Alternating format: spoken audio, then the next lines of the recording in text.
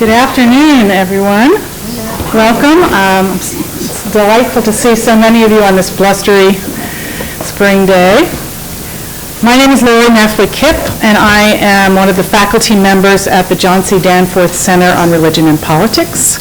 So I want to start by thanking the center for its support for this visit and lecture that I'm going to be talking about, and the discussion to follow. So it's my great pleasure to introduce our speaker and our panelists for today's discussion. Capitalist Humanitarianism, a dialogue on labor, loss, and religion. Now I'm going to start by introducing our main speaker, and then I'll introduce our panelists for the discussion that will follow her remarks. Lucia might never ask me to introduce her for anything again if I say too much about how long I've known her. But let's just say that her parents, I was at her parents' wedding, and I still have marks in my dining room table from where she as a toddler inserted her spoon. So I know Lucia in her formative years and for a long time thereafter, so it's really delightful. It's a personal delight for me to have her here. Lucia is an assistant professor in the Department of Religious Studies at Skidmore College. She received her PhD in religious studies from Yale University. As an ethnographer and historian of religion, her scholarship draws from critical religious studies, feminist and queer theory, critical race and ethnic studies, and the study of labor and capitalism to examine religious cultures in the Americas. I really think you should be more interdisciplinary, though. She interprets this topic broadly to encompass the ritual practices and collective forms through which people organize their lives and articulate their values. Her first book, Capitalist Humanitarianism, explores these topics in relation to transnational conscious capitalist initiatives like fair trade, microfinance, and corporate social responsibility. As one reviewer of her book aptly put it, Professor Hulsether pounds the nail in the coffin of corporate humanitarianism by studying how corporations use the happy talk of fair trade and ethical investing to obscure the violence embedded within the neoliberal enterprise.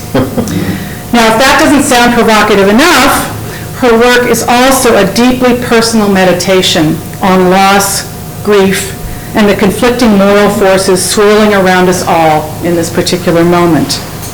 She is no objective bystander to the pain and uncertainties of our time, and her work invites us all to think about the ethical commitments that inform our research. After she finishes her initial remarks, she's going to be joined by two colleagues, and both of whom are postdoctoral researchers at the Danforth Center. We've been lucky enough to have them with us this year.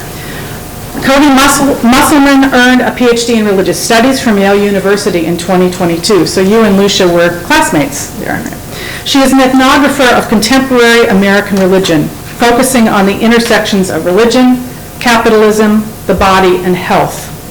Her book manuscript, Spiritual Exercises, Fitness and Religion in Modern America, observes how the structuring logics of American Christianity operate in the consumerist landscape of health, wellness, and fitness to understand how religion is enlisted in the politicized work of reforming the body.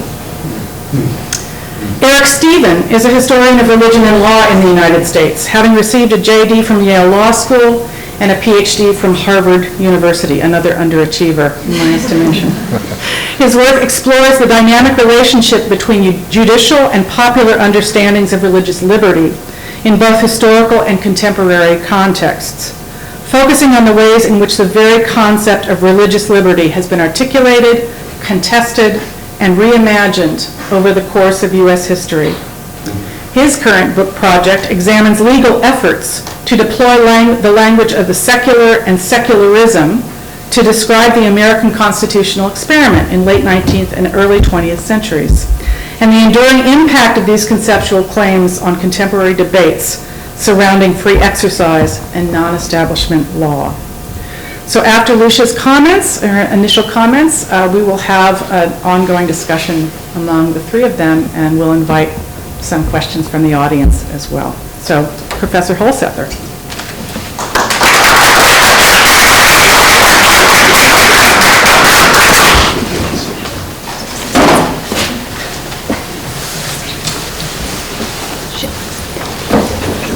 Talk doesn't fall.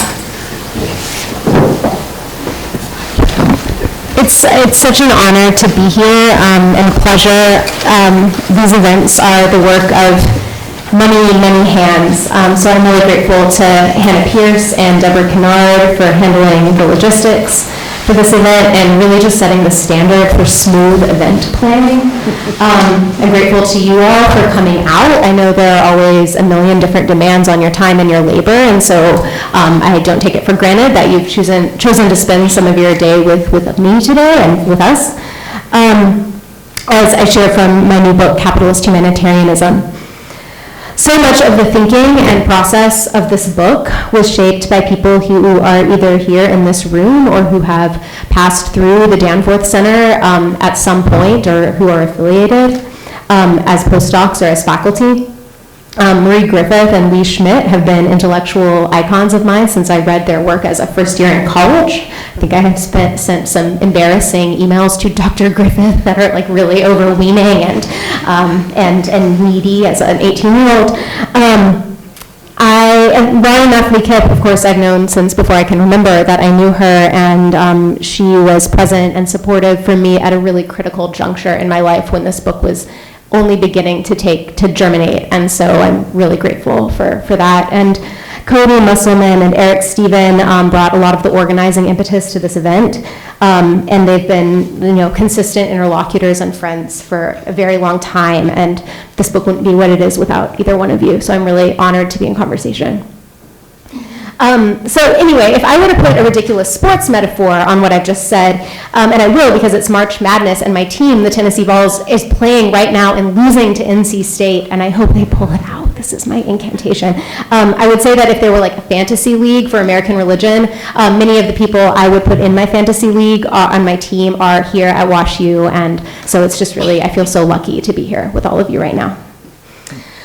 So the majority of this time is going to be a dialogue with Cody and Eric. But before we launch into that, I want to spend a few minutes framing some of the central ideas and concerns that drove my book, which maps, as Laurie already said, the cultural politics of what I'm calling capitalist humanitarianism.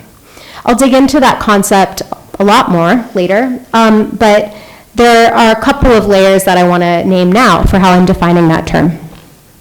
So in the most concrete sense, I'm referring to the range of 20th and 21st attempts to create relatively more, quote, socially responsible, ethical, or humanitarian systems of monetized surplus value, property, and expropriation, and wage labor. Now, we could probably spend most of the rest of this time just listing examples of all of these different kinds of systems. So there are projects to sort of pursue the proverbial double bottom line. There are fair trade companies. There are microfinance banks. There are corporate social responsibility offices and buy one to give one programs like Warby Parker glasses and Tom's shoes. I'm gonna put this down on the floor. There's ESG investing, environmental, social, socially responsible, green investing. There are accelerator programs for social entrepreneurs. And all of these models of capitalist humanitarianism have their own historical, institutional, and practical contingencies and specificities. Capitalist humanitarianism is my word for a logic that they share in common, that all these different versions kind of, that are how they get drawn together. Capitalist humanitarianism, for me, names a hope or even an expectation that free market capitalism can be a context and a set of practices for enacting feminist, anti-racist, and anti-colonial solidarities with people who capitalism has historically harmed. So capitalism can become a vehicle for helping or uplifting the same people targeted by the racialized, gendered, sexualized economic violence that free markets have so frequently perpetuated. And maybe I overstate the case, but I would go so far to contend that capitalist humanitarian projects are part of the background noise of contemporary life. They are not an anomaly. So I'll just give an example from today, which is that I woke up in Wash U's Night Executive Education Center. I put on a dress that I am wearing now that I purchased from a proudly woman-owned and led brand, and the name of that business is Title IX. So the name of the business is literally named after civil rights statute. When I was crossing campus, I crossed banners that said values-based, data-driven TM for the business school and look beyond the bottom line. So capitalist humanitarianism everywhere. I walked by those banners towards a coffee shop in town right near campus that was advertising relationship coffee and had flyers depicting the farmers who were paid a good wage for what they produced. And later I had a granola bar and in the process saved somebody's life while eating it. And that was all before 11 a.m. Not all heroes wear capes if you live in a consumer landscape where you can do so much political activism just by spending money and investing and getting dressed in the morning. So I could go on. At the outset of this project, from my vantage point as an organizer in various living wage, union, immigrant rights, and abolitionist campaigns, I wanted to know, how was it that elite corporate and financial entities began to reappropriate and to absorb vocabularies of social justice that to me seemed much more common to left movements? And these are especially left political movements that historically have been often invested in other kinds of economic strategies anchored in refusal, like boycotts, divestments, strikes.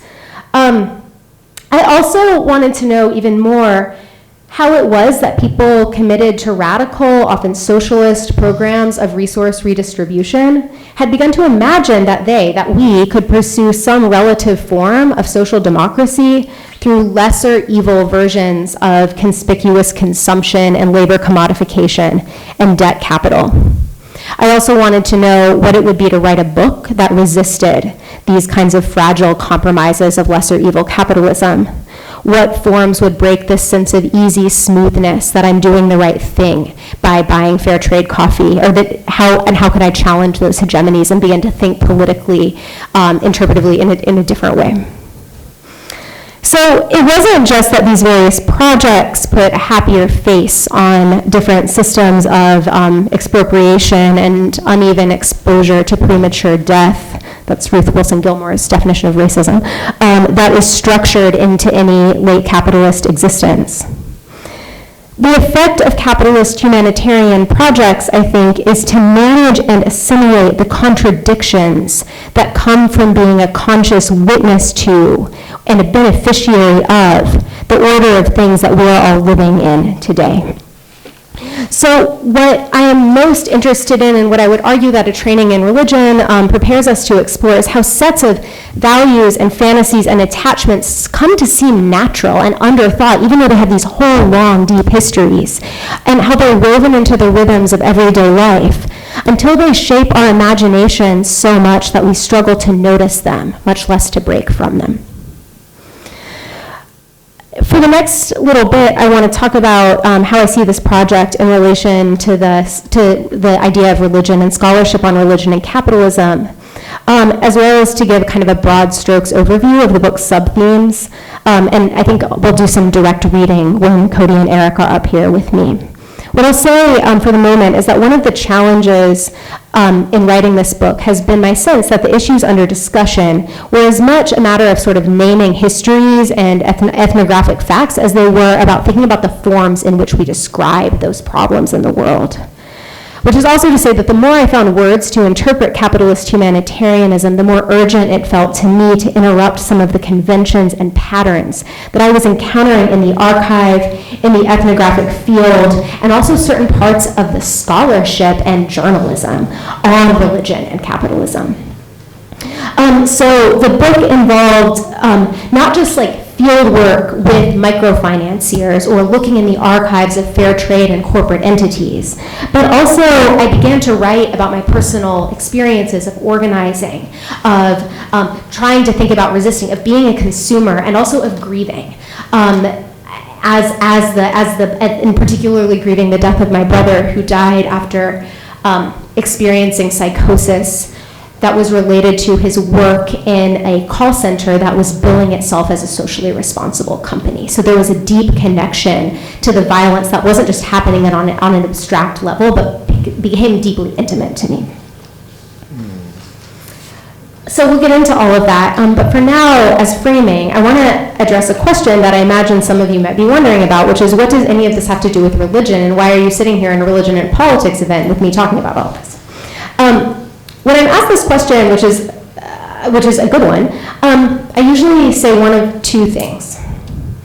My first answer is that this book is trying to shift how we collectively understand the relationship between Christianity and capitalism in the 20th century Americas.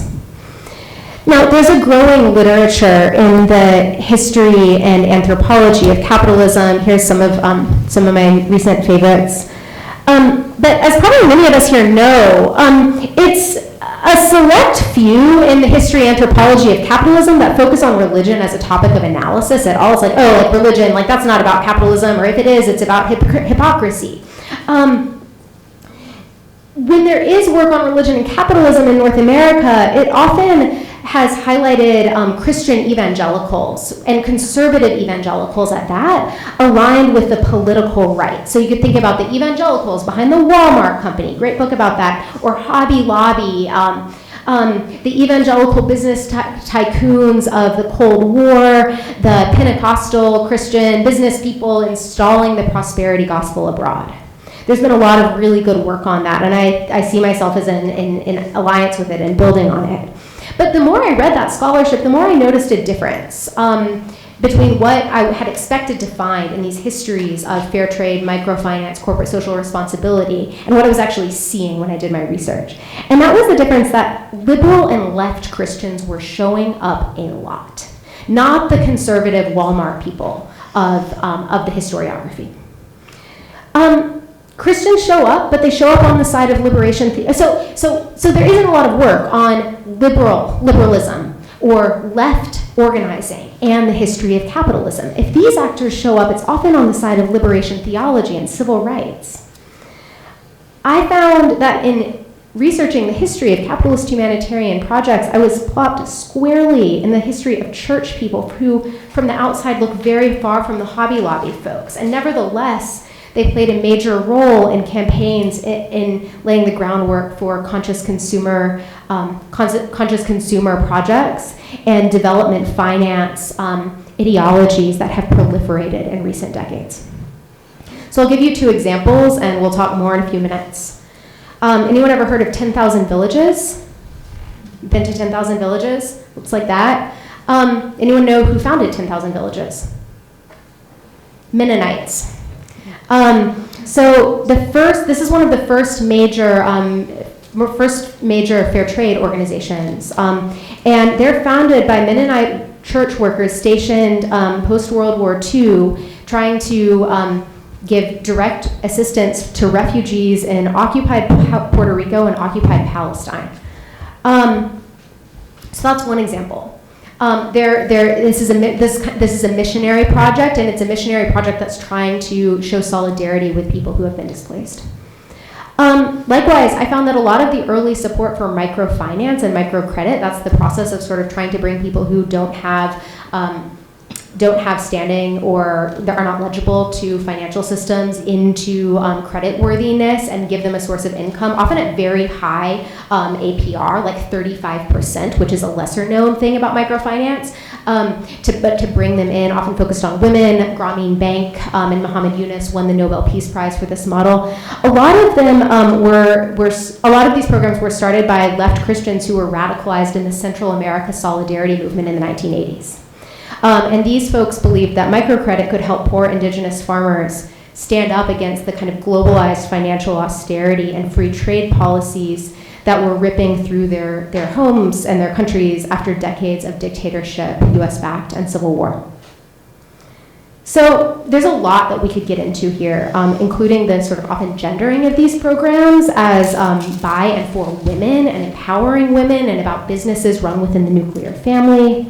There's this question that of what some of my business school colleagues might call mission drift. How was it that these kinds of socialist radical commitments, all of whom had explicit critiques of capitalism and who were aiming for some vision of socialist democracy and mutual aid, how did they end up founding banks that charged 35% APR? We could debate how Christian theological frames are present in these folks' work. How are those Christian theological frames of uplift and moralized labor, of certain ideas about the commodity asceticism? How were they present in or transformed in iterations of capitalist reform? I'm happy to talk about all of these things in the Q&A, but what I would say for now is that I think these actors' affiliation with churches and missionary organizations is not the most interesting thing about them. More compelling to me is how you can see these various figures in the early history of capitalist humanitarianism fumbling towards a set of vocabularies, narrative arcs, motifs, and images that I would argue create coordinates for more contemporary expressions of capitalist humanitarian consciousness and reform. Another way of saying this is that I've noticed a way that capitalist humanitarians, whether that's like actual microbankers or bankers or people just interested in being like less unethical within the frame that markets provide, used to describe how they or we came to our reform projects and consciousness. So there's a moment of realization. I realize that the system that I'm in is anchored and structured by histories of racism and patriarchy and colonial violence. Like I know that this coffee came from a plantation. I'm aware of it, and I feel bad about it. So there's this moment of I realize I'm in this system. And so there's a famous fair trade advertisement from Equal Exchange where somebody says, "There's blood of farmers in my coffee. I'm drinking a farmer's blood when I drink this coffee." Connected to this moment of sort of realization is a realization of personal complicity. It's not just that those things are happening out there. It's that I have good things in my life because someone else is suffering. I got this cheap jacket because someone made it in a sweatshop. So there's a deep connection. And then often there's a sort of commitment, however fleeting, of doing something different within the system. And that's where capitalist humanitarian projects come in, to reconcile this, like, I want it to be different, but I don't know how. And so the question of the fair trade good is, what if my commodity attachments, my consumer decisions could actually, rather than sucking someone's blood, express solidarity? What if my workplace could be not a network for like worker abuse, but actually care and friendship? What if a corporation built on slavery and racist exploitation could rededicate its profits to helping oppressed people? Like, what if we could turn this around using the same systems that did all the harm in the first place? This gets me to the second way I would map this project into religion. I could tell you that capitalism, in articulating all these different these values, these ways of organizing ourselves differently, this framework for different futures, I could tell you that capitalism is religion, or is at least a lot like religion in terms of a structure and plausibility structure for our world. My worry about this approach, which I could talk at length about, is that it risks overemphasizing and maybe even reifying a little bit the coherence of capitalist forms. I'm thinking here with scholars like Stuart Hall as well as others in the sort of Marxian tradition of cultural studies. So when I shadowed microfinance people through Guatemala or attended swanky capitalist social responsibility conferences or traced the spread of fair trade from small consumer co-ops and run out of people's basements to mainstream grocery stores, or listen to so-called CEOs claim that money had spiritual power and that they had a feminist way of making profits. I could have argued that they were enacting new religious formations in our secular age. I could also have said, I don't really like those formations. They're bad. Like we should have different kinds of religious systems. And I don't think that this is wrong. But what I'm more interested in when we name something as religion is figuring out where is it breaking apart? What is not uniform about it? And what are the conflicts that are imminent to these systems? So rather than primarily generalizing about the universalizing or religious sway of capitalism, I want this work to be anchored in a knowledge that these incorporative projects, these are attempts to articulate this as the universal value or as the way to perform a politics, is incomplete and it is ongoing. And that is a moment to intervene by taking advantage of and pointing out and working with the contradictions that are latent. I wanted my writing not just to point out these contradictions around gender, race, and value, labor as well, but for the writing style to kind of perform those conflicts and pressures and to reflect on them in a way that resists the instinct to think this can be better and it's all we have. This can be better because it's all we have. Maybe it is all we have, but we still need to refuse and resist it. So I'm going to leave it there. I look forward to talking about that, including what it sounded like in the course of the text in our conversation with Cody and Eric.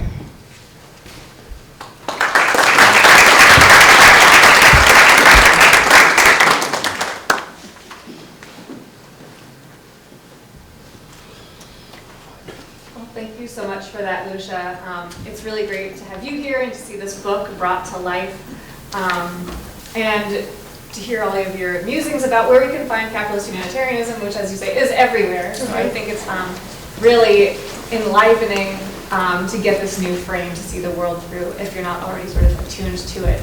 But we have some questions for you that are hopefully going to bring us all into the text, have you read some of it so we can hear your voice and hear how you found yourself in the field. So we can do a mic check really quick. I'll make sure this is on. I'm going to test mine. Eric's is on. Hello. And you can just hold down the mic. Testing. Oh, yep. Mm-hmm. Yeah, Cody, I think it might be yours. Does it?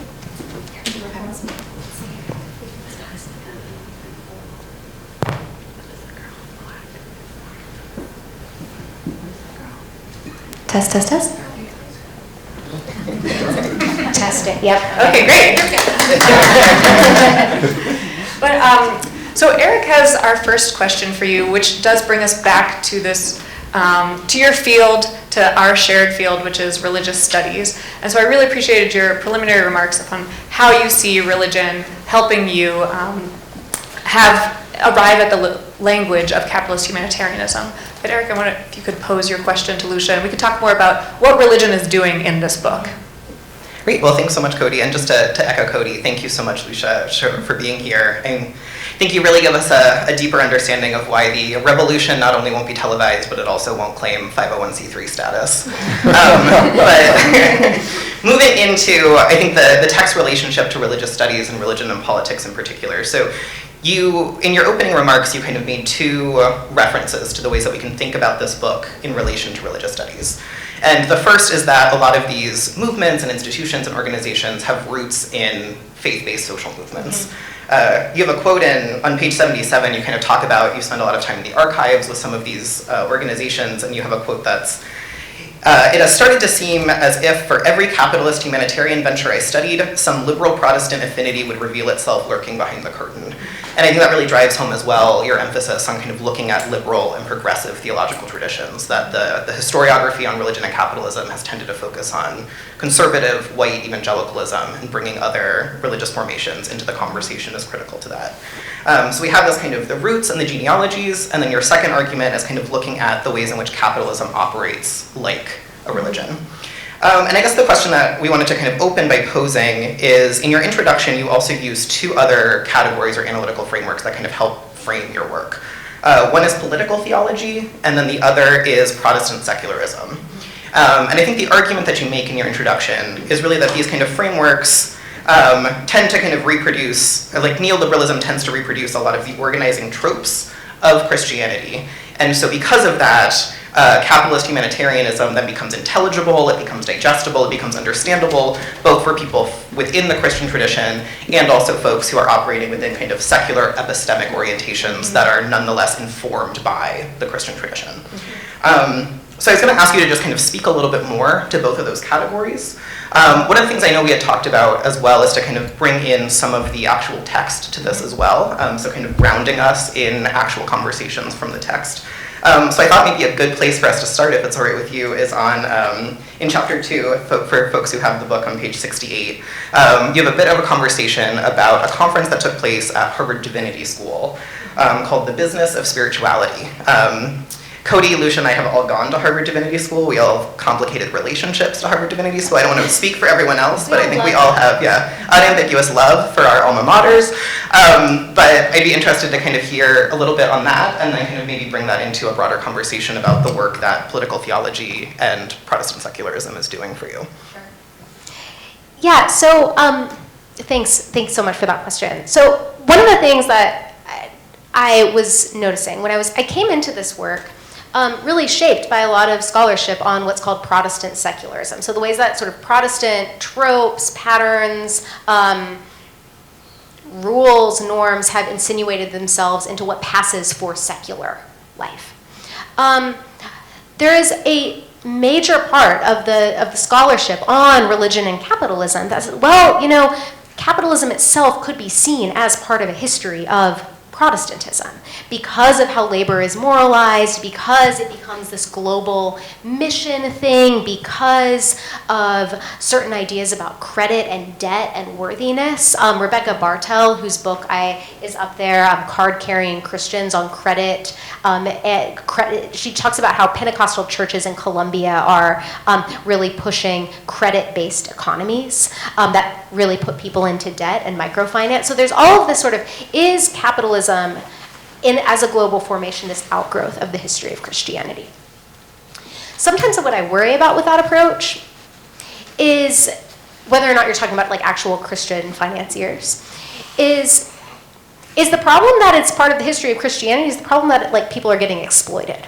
And are we triangulating / laundering the history of capitalism through this specter of Protestant hegemony, which is present thing. Protestant hegemony is real and worth critique. But how do we get to our arguments about this? And does this have a way of displacing conversations about race, about gender, about labor especially, and the social movements that are actually quite dynamic and live within the sort of broad landscape of relationships that are created within neoliberal market economies? The other thing that I would say about that is that I was noticing how entrepreneurs, corporations, et cetera, began to embrace the term religion to describe what they were doing, and the terms of spirituality, even as institutions whose sort of self-appointed mission was to train future clergy members were thinking about entrepreneurship, capitalist leadership, et cetera, as ministry. And so what does it mean to write about religion and capitalism in the moment of that convergence? And maybe this is a good moment to read this thing. Okay, so this starts out where the narrator of the book, who is me, but also not me, kind of my avatar, is wondering, like, what have I learned? Am I just, as a scholar of religion, saying that religion and capitalism are sort of similar formations? Is capitalism a religious formation? Am I just saying what all the like people who have gone in to be consultants are already saying? And then Harvard Divinity School had an event that I tuned into on YouTube. It was live streamed. Okay, ready.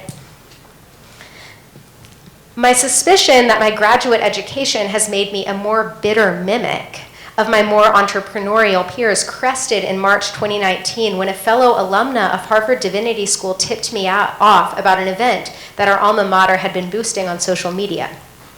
The Business of Spirituality on Money, Branding, and Other Taboos, would feature, quote, spiritual and wellness entrepreneurs advising theological studies students on how to market their ministerial gifts.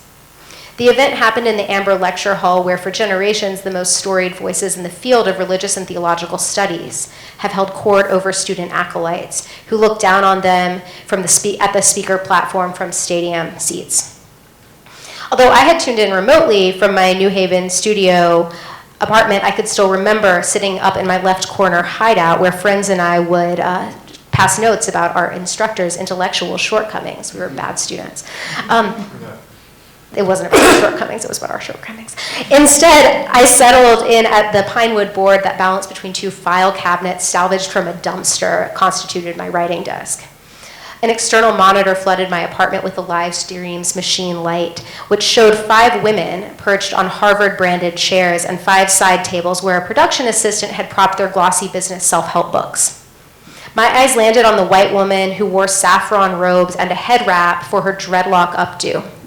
She chatted with a blonde woman in a black power suit.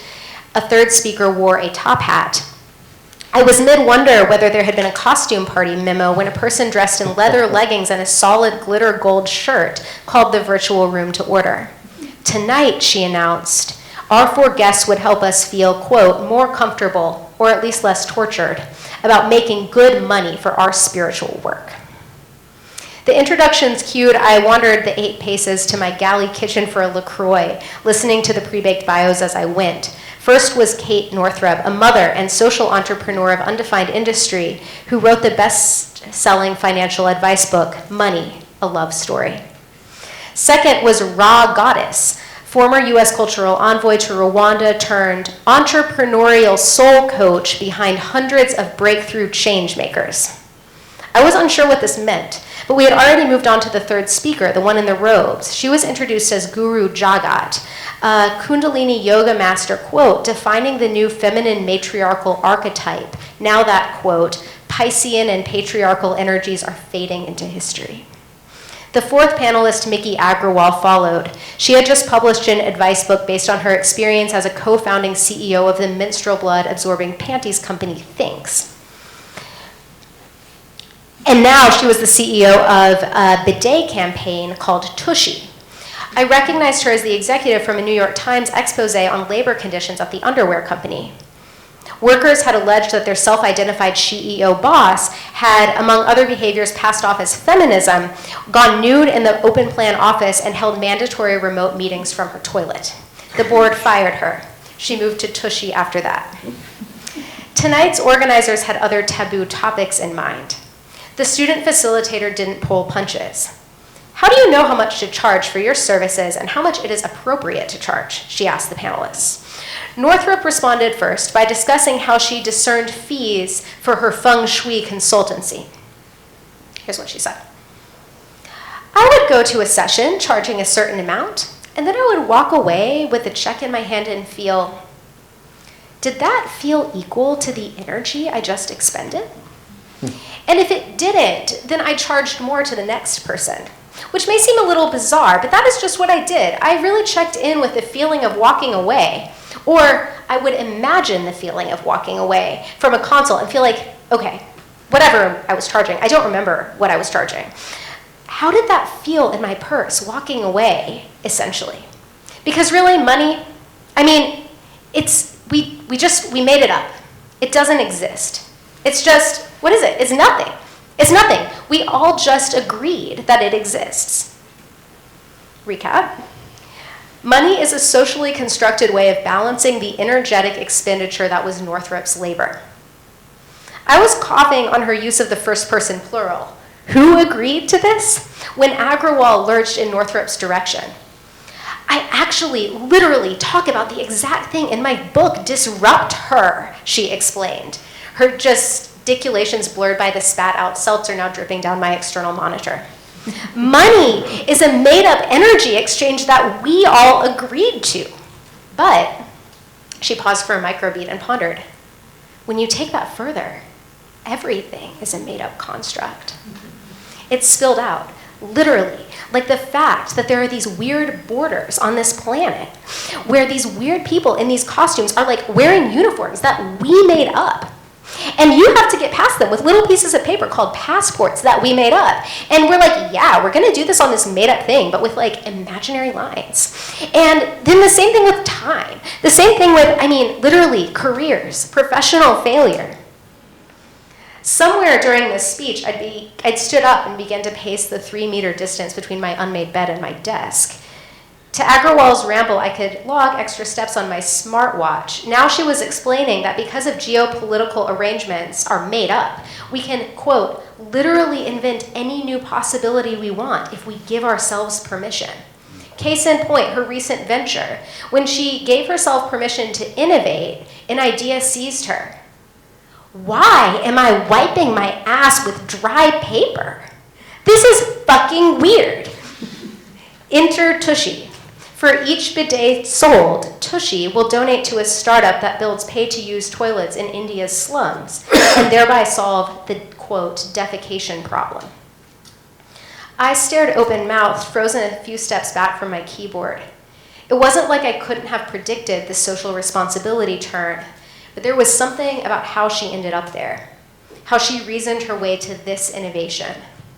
Now I figure that what stopped me in my tracks, even evoked my awe, was how these women had mastered a language of deconstruction light. They used the terms and methods of social theory to situate the substance of their success, including the capital made available to them, the high returns they'd gleaned, the employees they supervise, in terms of reciprocal energy exchange with the universe. At times, it sounded like they had read Marx's The Power of Money in a Bourgeois Society and came away galvanized to spread this gospel. Yes, precisely. Isn't capital grand? Thank you. Yeah, I think that was a very affecting part of your text, in part because I think thinking about the business of spirituality gets us to the idea of political theology as the kind of reproduction of theological tropes in secular social orders. Yeah. But beyond that, I think you also kind of point to here this notion that it's not just a kind of co-option or reproduction of theological tropes, but also a co-option and reproduction of critical theoretical constructs. Yes. Which is not to say that those are completely unrelated to one another, but just this idea that critical theory and other forms of academic criticism that are meant to deconstruct systems of power, the language and rhetoric and aesthetics of them are being retooled to not be forms of critiques of power, but rather of capital accumulation. Yeah, that's right. And I started thinking about political theology as a framework, partly because at the time, I was worried about this instinct to dig out, let me find the religion in capitalism, and I was kind of looking for terms that might seem like they had a few more affordances for thinking about power. And political theology is an interesting one because it isn't as overdefined, I think, as religion and secularism. It doesn't exist as much in this sort of binary formulation that's codependent with the other sort of corresponding term. And so thinking about, what are the ways that these tropes have been insinuated into, but also been transformed in present day kind of neoliberal landscapes, and how do we think about that in terms of power with critical theory and the ways that all of these things are kind of participating in a discourse of exchange became really important to me. Yeah. And maybe that, I think, transitions us into some questions of method. Yeah. Yeah. I was really interested in your methods, Lucia. It's mixed methods. You integrate original archival research, such as your visits to the Mennonite Central Committee archives, alongside your ethnographic fieldwork in Guatemala, or even the fact that you got a summer internship with a microfinance organization. And you weave all of these alongside reflections upon the subjects and the objects that you're encountering, and your personal life, as you mentioned earlier. Sort of these interludes appear in which you're thinking about being a graduate student organizer, you're thinking about the death of your brother. But I was struck by the moments in which you had a very different reading from the experience in the field than your interlocutors did.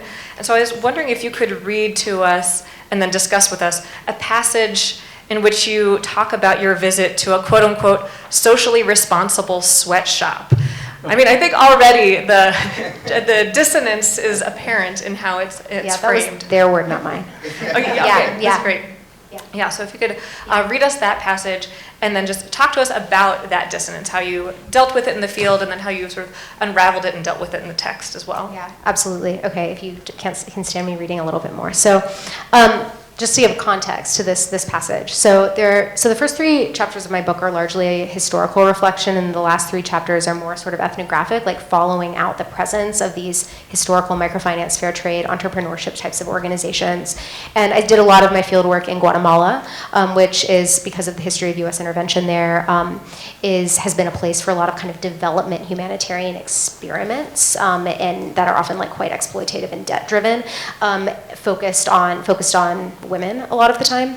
And as part of my field work, I joined something that was being billed by a microfinance organization that's under a pseudonym in my book, Capital for Change, called a Social Action Adventure Tour. And the idea was to bring in donors to like see the power of microcredit to change people's lives. So there was this day where we were going to see different people who were mostly running businesses out of their homes, and to kind of assess what was happening. And so I'm going to plop you right in the middle of the sort of the last stop of this tour for a day. The final stop on the day's Social Action Adventure Tour was a footwear factory. Our banker guides regaled us with its backstory on an hour-long journey through the most elevated, bumpy terrain yet. They said that the owner of the enterprise launched it as a solo startup with just a $150 loan, and less than 4 years later, he had grown it into a shoe manufacturing business with 40 employees. Unlike other micro-enterprises which were run out of their founders' homes, this one had acquired commercial property now near the center of town.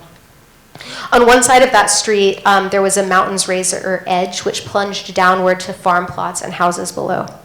On the other side, a few children milled outside of a primary school, and sleepy bodegas advertised discounted sodas. We pulled to the side, unloaded, and approached the door of the unmarked 2-story building, and we filed into a dim downstairs cluttered with furniture and tables. A staircase, which was more like a glorified ladder jutting out from a hole in the ceiling, descended into the middle of the room. Beneath those stairs, a woman hunched over a Bunsen burner. We passed her on our way to the steps, which led to a brighter room where about 20 people worked on a haphazard assembly line. Fabrics, shoe molds, and various cutting and measuring tools had spilled from crisscross tables onto a floor so cluttered that only about half of it was visible. I calibrated every step to avoid tripping, especially near a table with more open flames. Torn out pages from an old swimsuit magazine issue decorated a segment of the wall. Stressed? Asked a newsprint caption glued near one of the photos of a woman in a bikini. Masturbate. It will relax you. Less than a minute in, my surroundings had turned blurry. Were the glue fumes affecting my balance? Why were there no windows in here? I began a countdown for how long I could hold my breath, and only then did I register the youth of the workers themselves. They can go to school in the morning and then come to work to earn money, the founder explained over the noise. He said their families needed the income, so they came here to paste together shoe parts, melt down globs of plastic, sew canvas, and thread laces through tiny holes.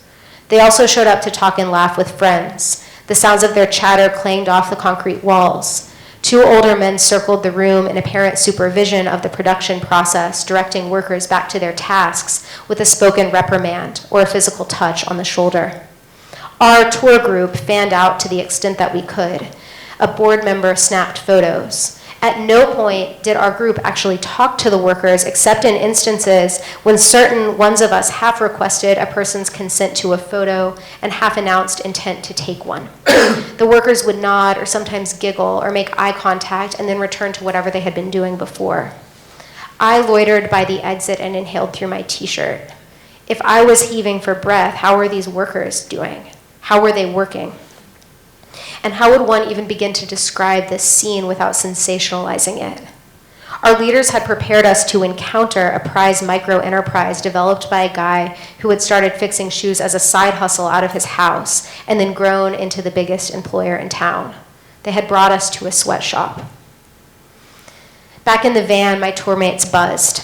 He's employing the youth of the community. a board member said, scrolling through her trove of digital photos while her daughter peeked at them over her shoulder. What a great opportunity for them, said a longtime donor. I swallowed hard, tried not to unleash a tirade, and interjected with all of the diplomacy I could muster. I don't know, they looked pretty young. Did anyone have concerns about the air quality? When my seatmate replied that it was messy and stuffy, but it seemed fine otherwise, I showed her the photo I'd taken of the masturbation quip. At the time, I was confident it would prove something about the bad working conditions. My neighbor, the adult daughter of the donor, raised her eyebrows and agreed that the display was, quote, weird, but the director interrupted before any discussion could get traction. She told us that the factory was the best option these kids had, not least because they were building skills and a record of work that would help them land more lucrative jobs in the future. It was like parallel universes. I saw sweatshop labor. She saw empowerment. Thank you, Lucia. Yeah, the optimism that your interlocutors are expressing versus, your own sort of pessimism, and you mentioned elsewhere a method of, philosophical pessimism and negativity is really a tension that's throughout the book. And in this moment, you talk about trying to have some diplomacy and in the way that you interacted. But how did this happen in the field? Were there moments where you just couldn't stop yourself, or how did you reconcile sort of the differing affects? I mean, I think at my best,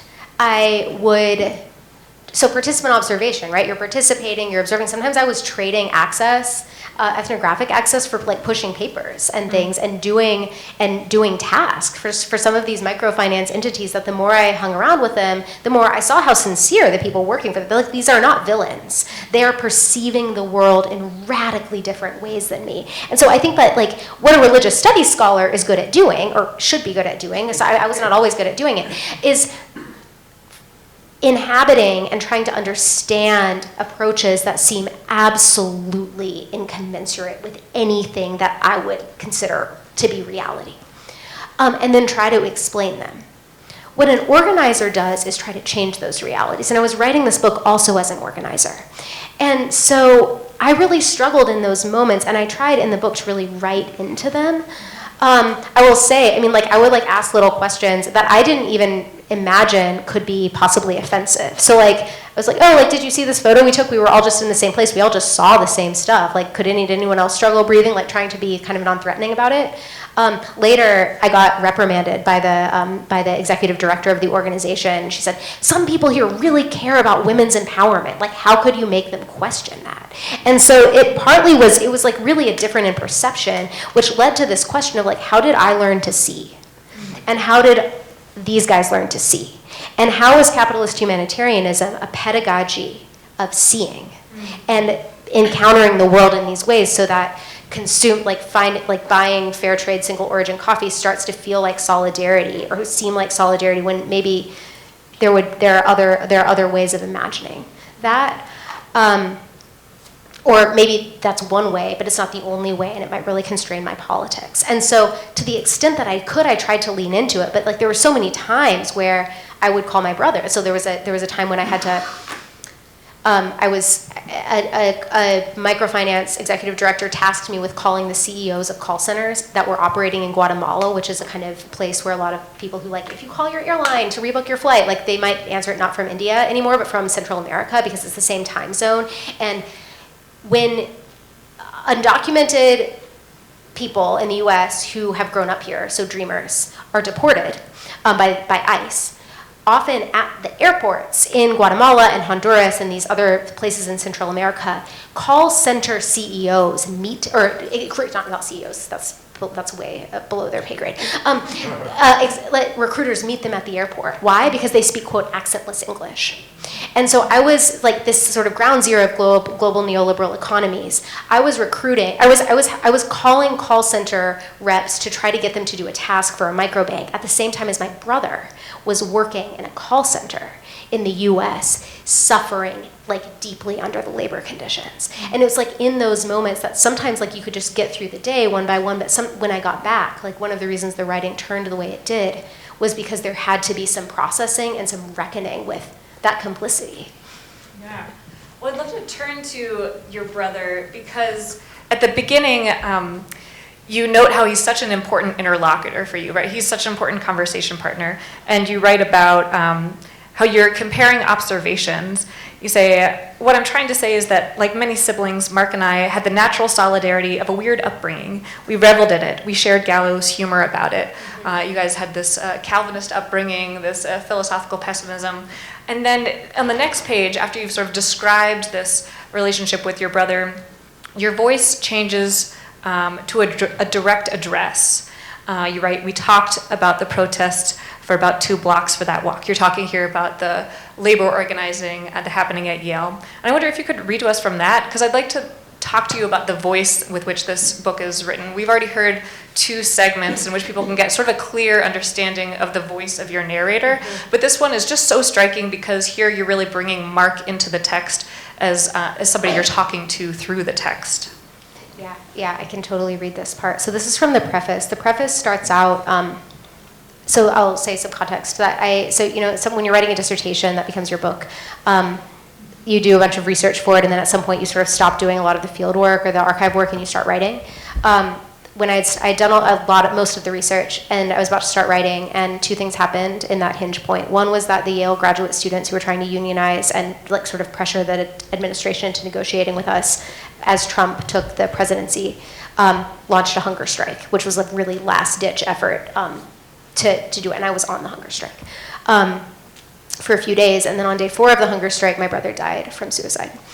And that was when I was going to start writing my book. And so the abstract, I'd been involved in movements, but the particular kinds of embodied violence that I was analyzing about capitalism, some registered in a very, very direct way at that moment. And how do you pick up your pen and write? And so it took several years, but the preface starts in that moment. And then it kind of toggles back and forth between grieving and organizing, but then also the more traditional fieldwork chapters. So this is from the preface.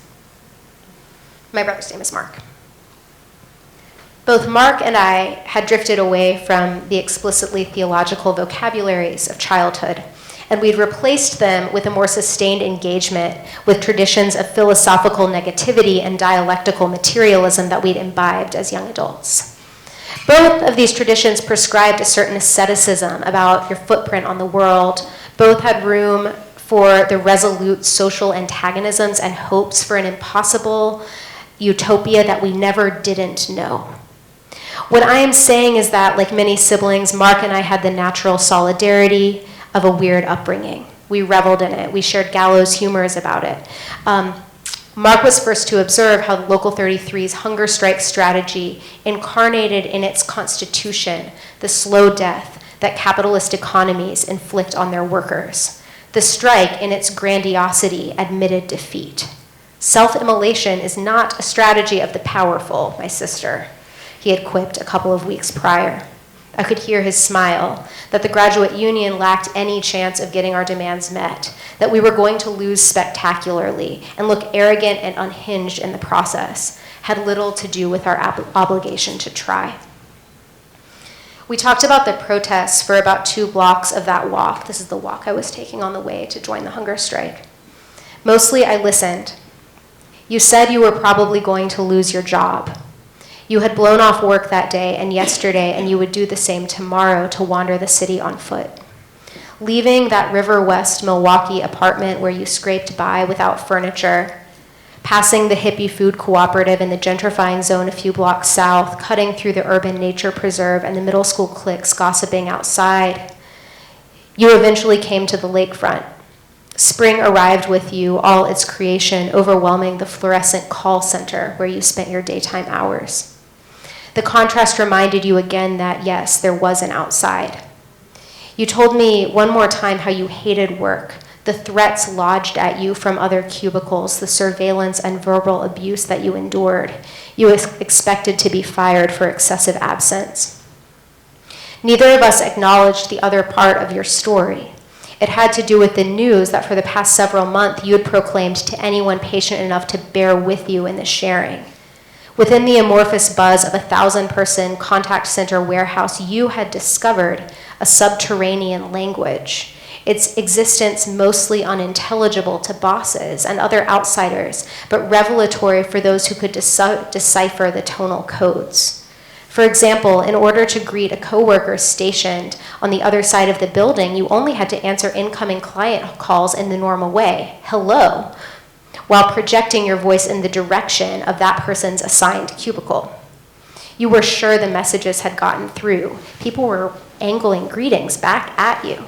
A couple of weeks later, you decided to up the ante and try your hand at labor organizing. I'm recruiting for the union, you effused one day on the way from your call center job to a jazz gig. Every time the word union comes up on the script I read for a call, I say union really loud in the call center to spread the word. You confirmed that you made yourself understood when the employee of the month scabs in your area began to convey cease and desist warnings in the same secret code.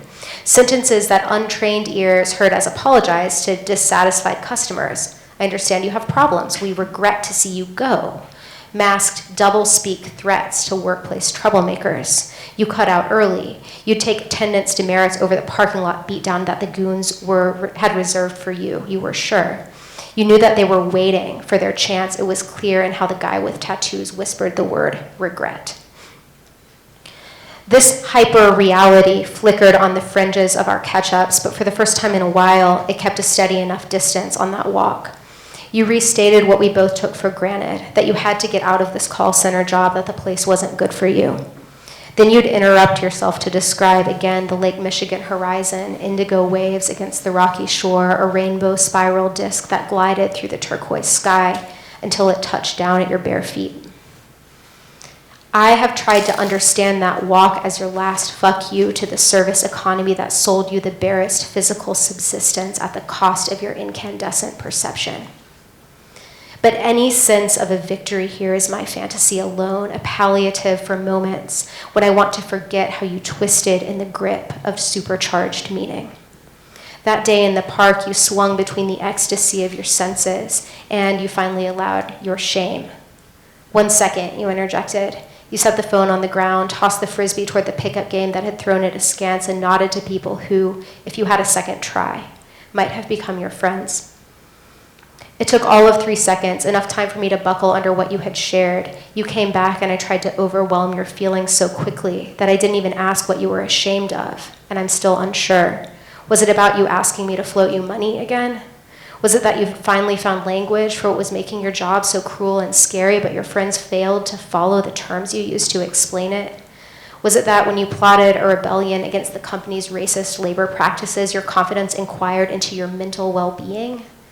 Was it that your friends thought you were slipping away from your musical gifts? If they had intended to be subtle, they had failed. You had majored in psychology and memorized diagnostic euphemisms. Did you see the writing on the wall? Did you realize and worry they were right? I did not ask you those questions. Instead, I told you what is true, which is that I get mixed up about the lines between regular sibling loyalty and wishing that I could fade into you. I want to trade my compulsive rigidity and risk aversion for the mind of a person who at 3 years old composed an original song to celebrate our relocation from Minnesota to Tennessee. Knocking on Knoxville, knock, knock, knocking on Knoxville. You hummed it, then sang it in full voice as movers unloaded boxes made drums into the sunroom, as you and everyone else tried to ignore the melting down sibling across the hall, outraged that her brother had a capacity to sense that she lacked. I wish that I were so porous to the atmosphere to pick up the world's soundtracks and weave them into rhythms, lyrics, and music. I wish those gifts came at less of a cost. I told you that when I in my life think of you in your life, the word shame does not occur to me. Then I continued the mental health first aid protocol. Step 1, affirm the person's life and value. Check. Step 2, confirm their immediate safety. No plans to self-harm. Step 3, brainstorm actionable positive steps that they are capable of taking right now. Send Obamacare enrollment form. Look up local therapists. Step 4, schedule a time to talk again so they have a concrete commitment in the future, this Wednesday after work. The final step involves allowing the person their space and saying goodbye to them with the confidence that their fragile life is not your burden. We are autonomous agents responsible for ourselves only. This step is a scam. you, Lucia, for that. It's such a moving passage, and I wonder if you could speak a little bit more about how grief frames this entire work and how it helps you create your conclusions and reflections about capitalist humanitarianism. Thanks for that question, and I've never read that passage in public before, so thanks for you all for bearing witness to it.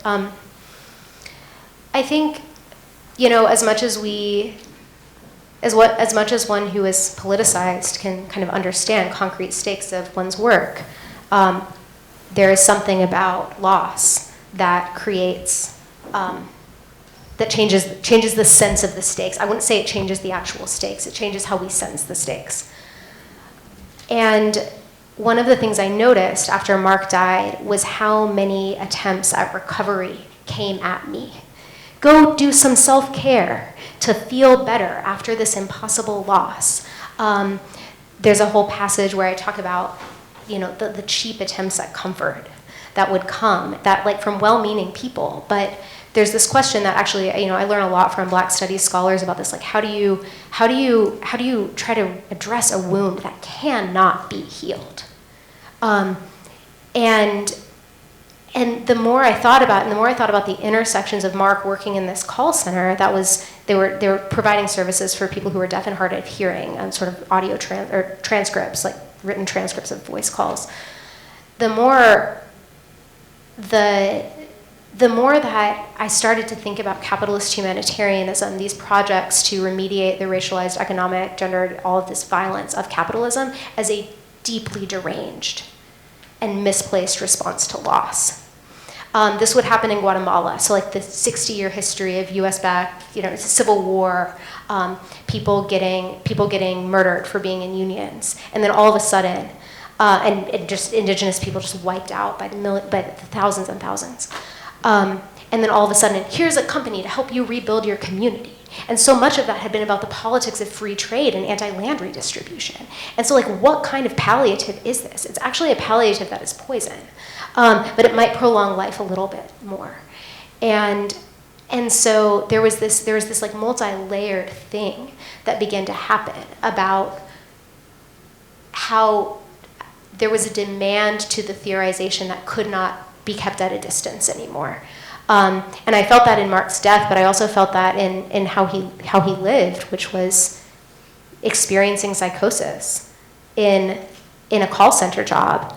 But I also started to wonder in the voice, and I sort of hear this in your question, what if he was right? What would it mean to write with a voice that used those perceptions to get leverage on something that people had told him was not a rational perception? And that was the beginning of sort of a different kind of narrative voice. What would it mean to be an unreliable narrator, and what does an unreliable narrator know? Yeah. Thank you. We're going to move to Q&A soon, but Eric, I believe you have our last question. Yeah, absolutely. So I think this will help us kind of transition into some Q&A, which is really thinking a bit about how to think with this book. Throughout the text, I think you engage with a number of critics. I think in one of the passages you had read a little bit earlier, you had both kind of wrestled with your own concerns that you were becoming overly critical, and then you also kind of referenced that you were chastised by a financier for naming a sweatshop as a sweatshop. So you've had these kind of critics throughout the text, and you mentioned kind of, I think, two areas where critique can kind of come in. The first is around this idea of deconstruction. And you have an example in your text where you talk about a faculty at Yale kind of saying, what comes after deconstruction? If you're deconstructing, if you're critically analyzing, what comes next? What's the constructive complement to the deconstruction? And you also talk about critical negativity as kind of an organizing framework for a lot of your thinking on this. And the response to that essentially being that critical negativity is just a form of political nihilism that doesn't provide any meaningful work to move forward with. And so I don't necessarily want to ask you, how do you respond to those? But I think more just a kind of a bit of a reflection of why you think those anxieties are with us, especially for scholars who operate within the humanities and have experience and exposure with critical theory. And then I know you also kind of talk a little bit in your conclusion. I don't know if you would like to read again or if you would like to just respond, but in your epilogue, you do talk a little bit about kind of what futures you might imagine or what the project of imagining futures kind of looks like from the perspective of critical negativity and from the perspective of demanding deconstruction without allowing for constructive complements to necessarily be attached to them. Yeah. Thanks for that. Thanks for that really complex and good question. Okay, I'm going to try to say a couple of things, and I'll read one more thing, and then we can go to questions. It's only a paragraph. So a couple of things. So yeah, like I do all this like critical stuff. Like this is really bad. Capitalist humanitarianism, pretty bad. There's violence, and obviously, like the question is like, what do you do instead? And I really struggled with that in my writing and in the sort of process of drafting. Partly that was a sort of a struggle that was related to how I saw these capitalist humanitarian reform projects, especially social entrepreneurship projects, microfinance, like sort of finance development working, which there's a really great anthropologist named Julia Elliott-Char who wrote a book called Markets of Dispossession. And one way she describes sort of international NGOs is to going into the global south and looking at like networks, like seeing networks that poor people and people who have historically been dispossessed or without homes or whatever have created, and basically capturing them and trying to make them legible to global economic and political systems. So like bringing them out of a place of relative fugitivity from neoliberal institutions and assimilating them into that. And I really worried when I was doing fieldwork, especially in Guatemala, that if I said, hey, wait, like it's not just call centers, like there's this resistance movement over here, that would be actually akin to outing them. And it wasn't actually my place to make those kinds of announcements. There are books that are written by a lot of white US scholars that will go into places and be like, here's where I found the resistance. And I'm like, is that really your place? Are you actually just like being a like FBI informant, like not actual FBI, but are you being like an informant? Are you being a narc? So I had that concern. I also had the concern that relates to something I think I tried to say about pedagogy a little bit ago, which is like, what are we learning about the way politics happens when, and what kinds of moments of like quick resolution and satisfaction have we learned in a consumer-driven economy where I can buy my way out of something? I can go buy coffee if I feel bad about the global distribution of wealth and feel a little less complicit about it. And just to be like crystal clear, like I'm not saying don't buy fair trade coffee instead of plantation coffee. Like you should, like harm reduction is a thing, right? Like thinking about it as harm reduction, but not thinking about this as the end of a politics, because at the end of the day, like this is privatized. What do you want for capitalism instead is still a question about action that happens within the realm of privatization. I want people to pay taxes. Anyway, there's a list. So sometimes, like, I feel like I've got this thing in my book where I'm like, I'm not announcing there is resistance here and there and the other place. I'm like, here, I'm planting my flag. And I like really am trying to stay with the negativity and not allow a kind of pressure valve release in the book. Like the book ends up being quite demanding to read, and if you read it, I apologize in advance. Or maybe I don't. I don't know. Maybe I don't apologize. Like, but at the same time, one of the things, so this is like content and form, right? One can announce that here's this resistance thing over here, or you can enact it. And the fact of the matter is that like the thread of the book is a labor action where workers withdraw their consent from the conditions under which they are existing. There are lots and lots of examples of care. There are examples of seeing differently and showing difference from the capitalist hegemonies that are there. So when the narrator says, I saw this as a sweatshop, what about y'all? Like that is performing that this is not the end of the story. There are other stories and ways of seeing, but rather than saying, and now I have shown you a difference, that like there is resistance here, like I want to trust the readers to maybe see things that I haven't seen about what is failing and what is possible about this text. Like that's what texts are. Like that's why we read them together. There's also just a list of things that I want, which is that part you were talking about. I have a list of, I love telling people, as the oldest sibling, I really love bossing people around. And so, I'll read this. Okay, so this is talking about the questions that follows critiques of pervasive violence should not be what is the alternative. The question is what it would look like to not misuse existence. That's an Adorno quote. In what is already a ruined landscape. If Adorno does not go so far, it should be underlined that for many intellectuals shaped by philosophical pessimisms, to not misuse is to be constantly fighting and critiquing. There is no way out. This is not a bad lens for left organizing. The fight for collective bargaining rights or the decision to take an arrest when a confrontation escalated, none of this was moral heroism.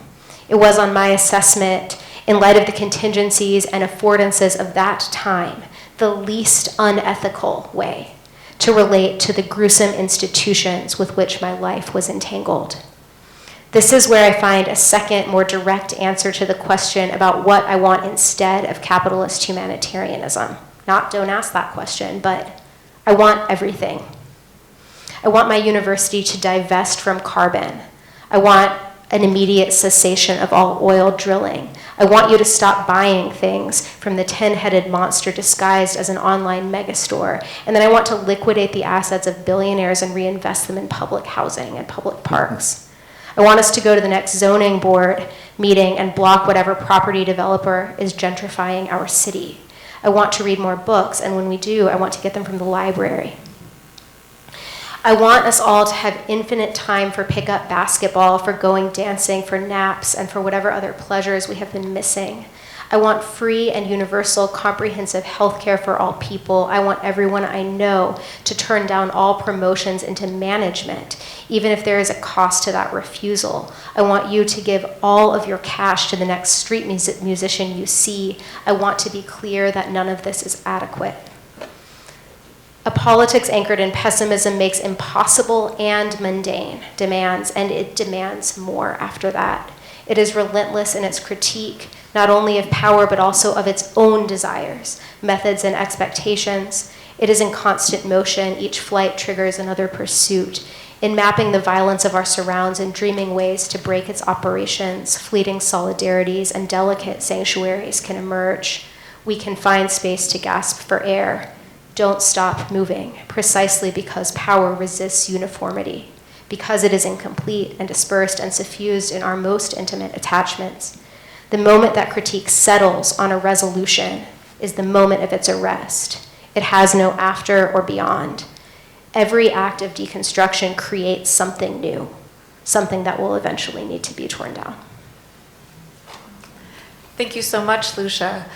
We now have about 12 minutes for questions from the audience, and that feels like hardly enough time given the wealth of things you've given us to think about. But there will also be a reception where you can corner Lucia and ask her all of your questions. But now we'll throw it to the audience.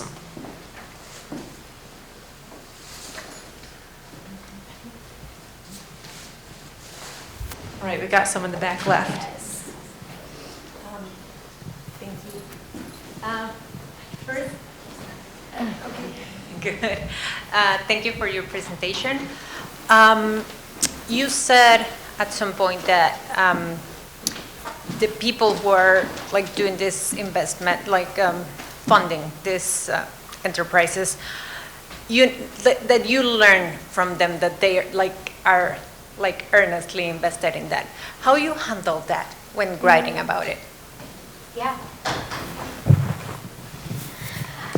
I think, so one of the things I learned about, so two things. One is that, I think you have to assume that everyone is earnest and sincere because it's too easy to make easy villains, right? Like, you can't, making boogeymans is actually too easy.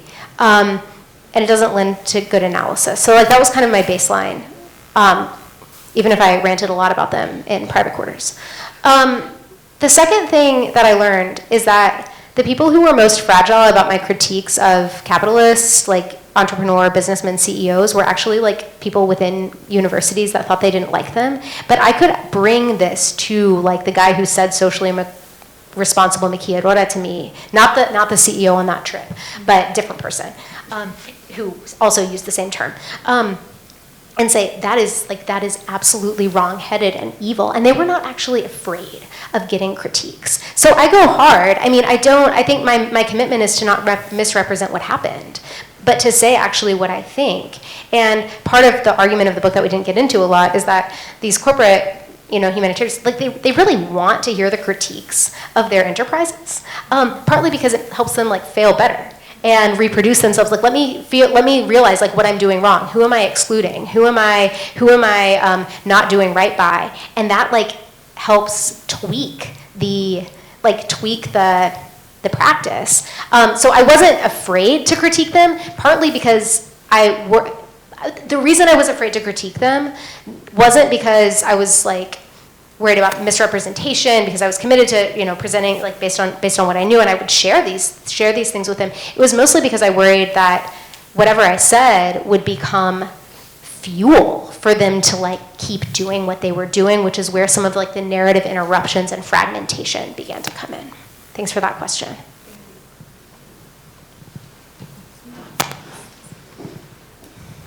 Hi, thank you. I came to your book as a person who's really interested in humanitarianism, and so I admit only having read like the intro, but so I'm curious if you get into it in the book or just your own personal thoughts.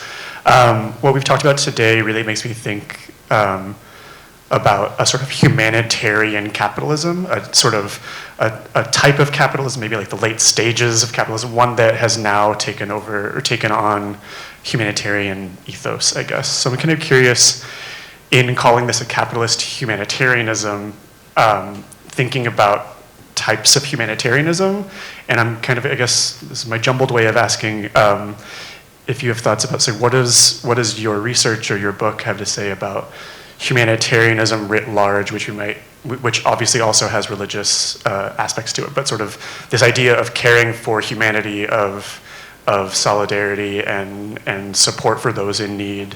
And so, yeah, sort of flipping the title a little bit, but I'm kind of curious about humanitarianism. Yeah, I mean, I think humanitarianism modifying capitalism is an oxymoron. Like that's my straight up way of saying it. That's the Marxist in me. So I think that this question about humanitarianism, I kind of went really back and forth. Like there were times when I was like, I don't want this to be the key word of my book, and then it was like so in it. I think that like with humanitarianism, I want to ask questions of who is considered human, and who is being constructed as human enough to receive aid, to not starve to death. How do we construct that? And there is a whole, yes, Christian, religious, racist history of constructing the bounds of humanity. At the same time, I think there are questions to ask about humanitarianism and public and private forms of, like, what does it mean to have just a social safety net without the need for humanitarianism? I think often, this is not all true. Like, you can think, humanitarian, slippery word, people define it in lots of different ways, as I'm sure you know probably even better than I do. But one of the things, if it wasn't clear already, that I get concerned about with the sort of capitalist humanitarianism, or even humanitarianism as like delivered by private NGOs, is that it isn't public welfare. It is not democracy. It is private entities just making decisions to like gerrymander who gets aid and who gets help, and there isn't much collective power there. And so there would be a sort of set of questions about the human, and then questions about, okay, so humanitarianism, what is the relationship to democracy? And democracy not in the like spreading democracy, empire democracy sense, but in democracy as in like collective, grassroots power where people get to have self-determination. Does that answer your question? Yeah, absolutely. Thank you so much. I think we have time for about 2 more questions, 1 to 2, if there are some still out there in the back of your mind. Bring them to the forward of your mind. Maybe if I could just interject really quickly, I think that kind of touches on, so in chapters 5 and 6, you talk a lot about how these organizations stake claims and make determinations about who is the deserving poor. And that I think is a kind of a recurring theme around. I think you had kind of mentioned in your last response this idea of like who gets to be claimed as human. And I think the deserving poor is a framework that really organizes that. And you talk about a couple examples of financiers kind of going into the field and saying, here is somebody that seems to have a good attitude, and therefore they're deserving of the loan. And so I think we have these ideas that you can see these ideas emerge around the deserving and undeserving poor that is related to who can be disciplined down into the appropriate neoliberal subject that is worthy of this microfinancing or worthy of this action. Yeah, or humanitarian good. And it's often like, are they optimistic? Like, how do you measure, like, do they have a good attitude? Do they show hope for the future? That's one of them. There's a lot of control about how many kids people have. Like, do they have enough kids that like they seem invested in a future, but not too many, that they're a drain. There was one this isn't in the book, where I heard a microfinancier say one way that they figured out if somebody was worthy for credit was by looking at their phone and seeing if their contacts, like you imagine like your contacts in your phone and the names of the people, do you have consistent capitalization? Like is Cody Musselman like capital C, capital M, or an Eric Stephen like lowercase all the way? Like that shows chaos, and you're probably not going to get a very good alternative credit score if you have like inconsistent like ways of sort of organizing lists. And so like identifying like who is deserving is often lots of very gendered expectations, expectations about giving private banks access to like the most intimate details of one's life. Yeah. And often those kinds of humanitarian projects come with those kinds of strings attached. So like Muhammad Yunus's Grameen Bank, which like was, lauded everywhere, like was requiring people to be like to pledge that they were on birth control. And so like what forms of reproductive control and surveillance are people like low-key consenting to for discipline in order to deserve any kind of aid? Yeah. Wait for them.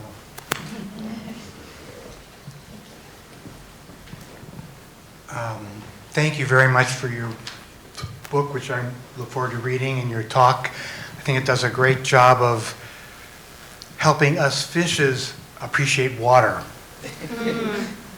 This is the world we're swimming in, and you're bringing it to our consciousness.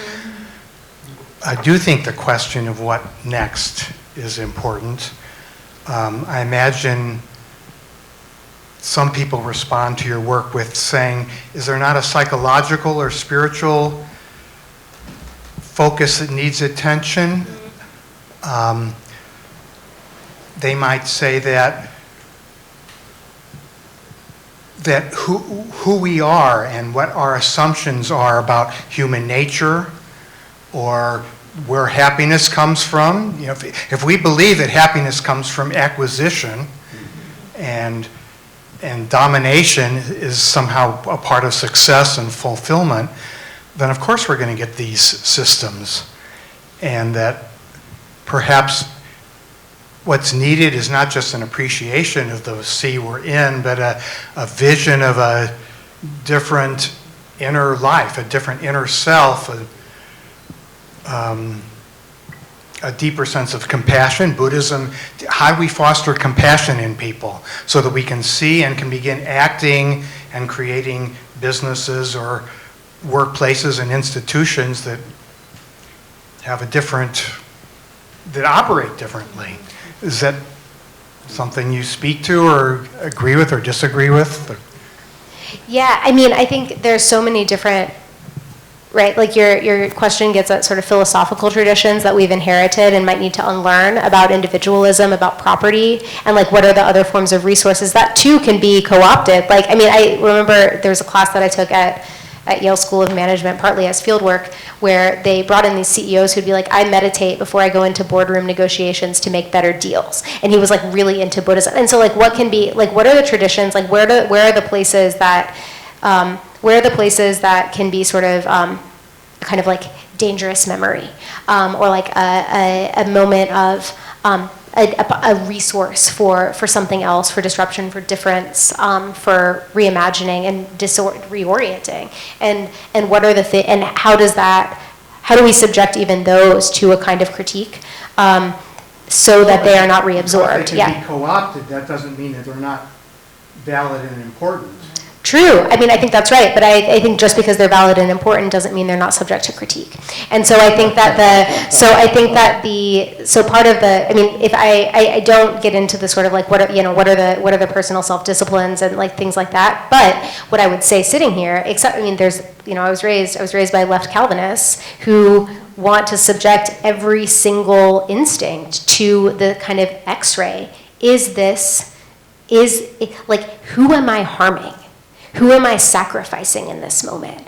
And to have like a kind of radical humility about that, not because, oh my gosh, I'm the worst and I'm going to be paralyzed and like in nihilism, but because what kinds of things are possible if we are committed to a battle that we cannot win, and if there isn't this like desire for self-preservation that is driving us? Maybe this is the individual property acquisition thing you're talking about. What kinds of relationships could we make in the radical present if there isn't this looking for payoff? And I think that comes from lots of traditions. That is a great place. That was wonderful. And this is not the end, because there is still a reception to come, so we hope you will all join us there. But please help me thank our panelists and our lecturers.